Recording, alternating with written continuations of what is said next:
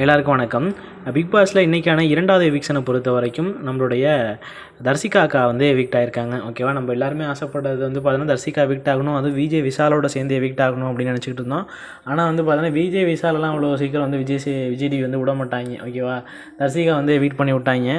நம்ம நினச்ச வீக்கில் வந்து எவிக்ட் ஆன ஒரே ஆள் தர்சிகா தான் நினைக்கிறேன். ஓகேவா, அவங்க எவிக்ட் ஆகிறதோட அவங்க எவிக்ட் ஆகும் பொழுது அவங்களுடைய ரியாக்ஷன் வந்து நான் பார்க்கணுன்னு ஆசைப்பட்றேன். அதாவது நம்ம வந்து கண்டிப்பாக ஒரு ஃபைனலிஸ்ட் அப்படின்னு மனசில் வந்து ஃபிக்ஸ் பண்ணிட்டு விளையாடக்கூடிய ஒரு ஆள், 200% எஃபெக்ட் போடக்கூடிய ஒரு ஆள்.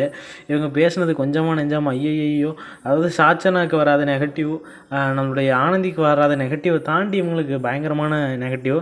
அதாவது விஜய் விஷால் மாமாவோடையே உட்கார்றது, அவனோட தொடையை போட்டு கடிக்கிறது, இந்த மாதிரியான விஷயங்கள்லாம் ரொம்ப பயங்கரமான லவ்னு சொல்லிட்டு கிரிஞ்சு பண்ணிக்கிட்டு சுற்றிக்கிட்டு இருந்த ஒரு பொண்ணு தான் அது. ஓகேவா, அவனையும் சும்மா சொல்லக்கூடாது. அவன் அடுத்து என்ன பண்ண போகிறான்னு தெரில. அடுத்து அஞ்சிதாவோட சுற்றிக்கிட்டு இருக்க போகிறான். இங்கே வந்து பார்த்தோம்னா அவங்க பேசினது கொஞ்சமாக நெஞ்சம், அதாவது சோத்தில் உப்பு போட்டு தள்ளுங்க, உப்பு இல்லைன்னா எங்கள் வீட்டிலேருந்து கொஞ்சம் தரேன். அது அடுத்து வந்து பார்த்தோன்னா முத்துக்குமரன் சொல்கிறார்ல, இந்த சைக்கிளை மிதிக்கிறது. சைக்கிள் வந்து பார்த்தோம்னா அவர் மிதிச்சாருன்னா நான் வந்து சாப்பிடவே மாட்டேன்னு சொன்னது கொஞ்சம் நெஞ்சம் பேச்சு கிடையாது, ஓவரான பேச்சு. அவங்க எவிக்ட் ஆகிற பொழுது அவங்களுடைய ரியாக்ஷனை பார்த்து நம்ம வந்து பார்த்தோம்னா ஜாலியாக என்ஜாய் பண்ணலாம். வெயிட் பண்ணி பார்ப்போம் என்ன நடக்க போகுது அப்படின்றத.